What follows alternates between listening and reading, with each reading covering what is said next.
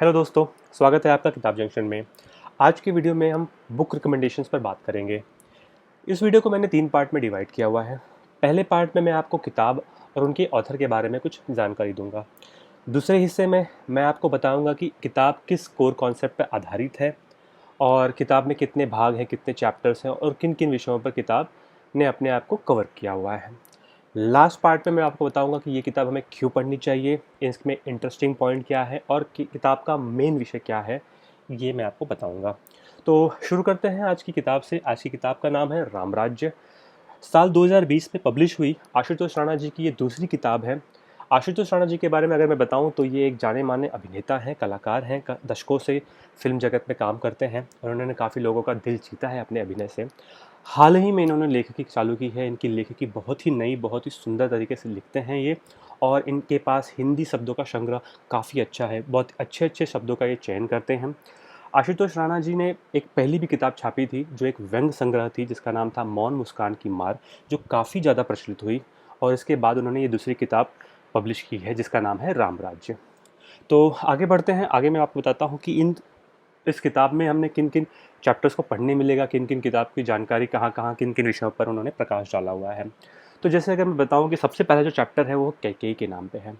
तो जो कैकेयी एक बहुत बड़ा नाम है, बहुत सारे प्रश्न आज की युवा पीढ़ी के दिमाग में आते हैं कि कैसे कैकेयी माता जो सबसे प्रिय, अपने पुत्र से भी ज़्यादा प्रिय अपने बेटे राम को मानती थी, और जैसे वो तीनों महारानियों में सबसे ज़्यादा प्रिय महारानी थी, सब कुछ होने के बावजूद भी कैसे उनके मन में वो विचार आया कि राम जी को वनवास भेज दिया जाए।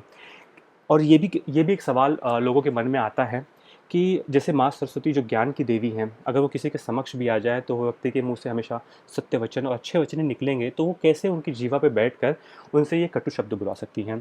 तो इस विषय को उन्होंने बहुत ही गंभीरता से समझाया हुआ है, अपना नज़रिया बताया हुआ है, और उन्होंने लोगों को ये समझाया है कि क्या क्या कारण हो सकते थे। मैं आपको डिटेल में नहीं बता रहा हूँ, ताकि आप जब इसको पढ़ेंगे तो आपको एक नया नज़रिया देखने को मिलेगा कि कैकेयी माता के विषय में हमने अभी तक क्या क्या नहीं देखा था। इसमें एक शत्रुघ्न जी का भी एक पार्ट दिखाया हुआ है, क्योंकि अक्सर हमने अगर रामानंद सागर जी की रामायण सीरीज़ देखी होगी तो उसमें हमें शत्रुघ्न जी के ऊपर ज़्यादा प्रकाश नहीं डालते हुए ज़्यादा उनका रोल नहीं मिला होगा।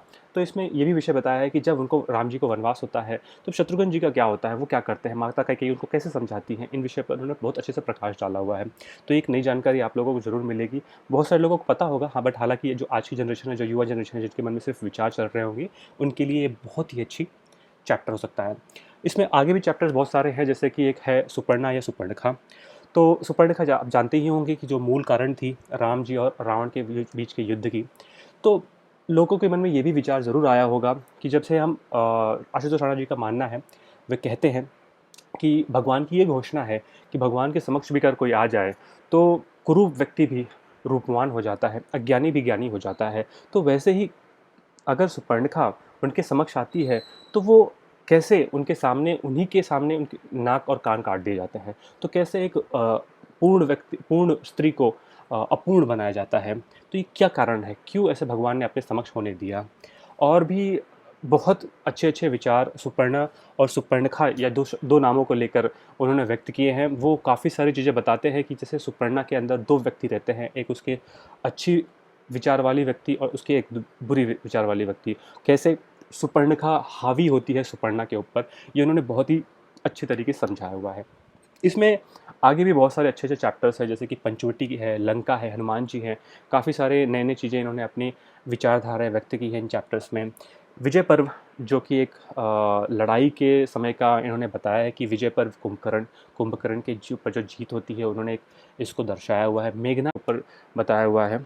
और रावण रावण के ऊपर उन्होंने बताया। रावण के ऊपर ये भी बहुत सारे लोगों में प्रचलित है कि जब अमरता का वरदान नहीं मिल सकता तो कैसे रावण के नाभि में अमृत कुंड मिला। तो भगवान इस विषय में क्या सोचते हैं, क्या बताते हैं, ये उन्होंने अपने नज़रिए से उन्होंने प्रकाश डाला हुआ है।